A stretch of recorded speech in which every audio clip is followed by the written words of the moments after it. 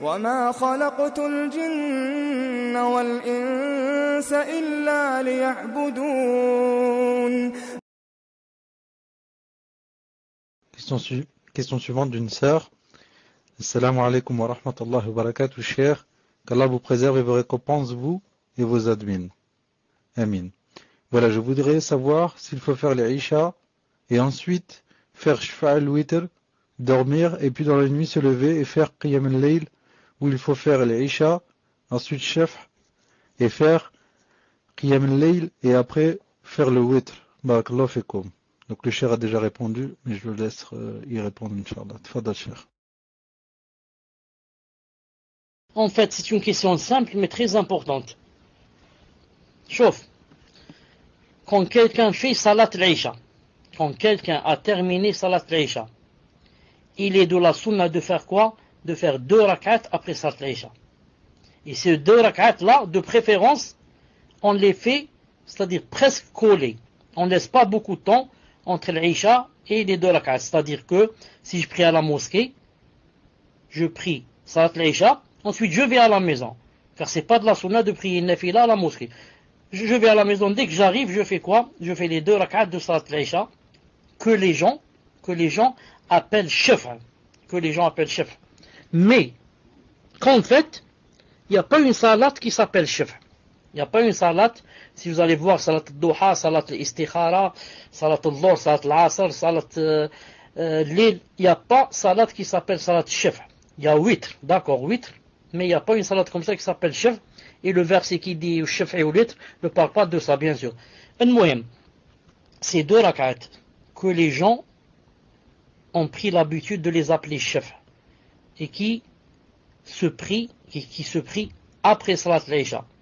Ces 2 rak'at font partie, comme je l'ai dit plusieurs fois, d'un ensemble de 12 rak'at, où le prophète sallallahu alayhi wa sallam a dit, quiconque prie 12 rak'at, et dans la version de Muslim, il a dit chaque jour. Il a bien dit chaque jour. Quiconque prie chaque jour 12 rak'at, Allahu Ta'ala lui construira une maison dans le paradis. Je répète, toute personne qui prie chaque jour ça veut dire sauf excuse, sauf voyage, sauf la femme qui est malade, et comme ça. Sinon, toute personne qui prie chaque jour 12 rak'at, Allah Ta'ala va lui construire une maison dans le paradis demain. Donc ça veut dire, comme disent les savants al-Sunnah, le paradis maintenant, il est prêt, il est déjà prêt, il a été créé déjà. C'est pas comme Mu'tazila qui disent que quand on va mourir, Allah va créer le paradis et l'enfer. Nous, non. On dit le paradis est déjà prêt. Reste maintenant, à toi ça revient de construire ce que tu veux à l'intérieur. Naam. Sinon, tu vas trouver seulement ce que Allah Ta'ala va te préparer. Mais toi, dès maintenant, Allah Ta'ala t'a donné l'occasion de le remplir d'autres choses. Par exemple, moi, si j'ai l'habitude de faire chaque jour 12 rak'at, quand je vais mourir, Inch'Allah, si je rentre au paradis, je vais trouver une maison spéciale qui m'attend moi et qui t'attend pas toi. Toi, tu auras bien sûr toutes les choses. Tu auras des chevaux, tu auras les ruisseaux, de tout ce que tu veux, mais tu n'auras pas la certaine maison qu'aura celui qui faisait les 12 rak'at. Et quand je dis une maison, bien sûr, ce n'est pas ça dire une maison en briques et carrelage et dalles de sol juste pour dormir. Une maison en émeraude, en diamant, je ne sais pas quoi, et plein de choses à l'intérieur. Plein de choses à manger et à faire mille choses. Je reviens, c'est quoi les 12 rak'at? C'est quoi les 12 dans les 2 rak'at dont parle la sœur? Donc, les 2 premières, ce sont Fajr. Fajr, qu'on fait avant Salat Subh. Vous savez que tout le temps, avant Salat Subh, on fait Fajr. On lit Qul Ya ayyuhal kafirun dans la première et dans la deuxième, on lit Qul Huwallahu ahad après le Fatiha. Donc, ça fait 2. Ensuite, 4 avant d'or. 2 et 2. C'est pas 4 à la fois. Ça fait combien? Ça fait 6. Ensuite, 2 après avoir fait Salat al-Dhuhr. Ça fait 8. Ensuite, 2 après avoir fait Salat al-Maghrib. Ça fait 10. Ensuite, 2 après avoir fait Salat al-Isha. Et voilà les 2 dont la personne parle. Elle dit, est-ce que c'est bien de faire chef et de dormir ou là comment qu'on fait? Donc, beaucoup de gens, je dis beaucoup de gens, mais c'est qu'ils ils me font de la peine. Pourquoi? Ils ne savent pas que ces deux, de ça, après de l'Aïcha, qu'ils appellent Shaf', qu'ils font partie d'un ensemble de 12. Et tu les trouves, ils font seulement ces 2 rak'at.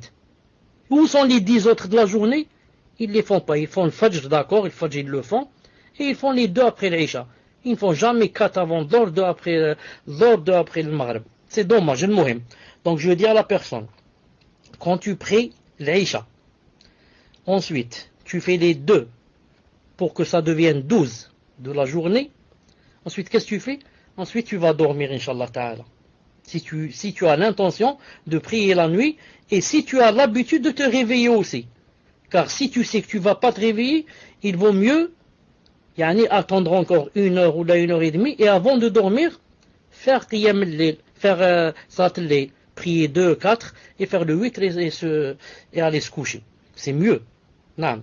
Mais si tu sais que tu peux te réveiller, dormir et te réveiller, dans ce cas, fais les 2 après Aïcha et va dormir. Et quand tu te réveilles vers 3 heures du matin, ou 4 heures, ou 2 heures et demie, ou je ne sais pas, lève-toi, va prier 2, 4, 6, jusqu'à 12, comme tu veux, et fais le 8, et dors, et comme tu veux. Et si tu veux dormir, dors. Si tu veux, attends Salat al-Fajr, bi'idhnillahi ta'ala. Tfadlal.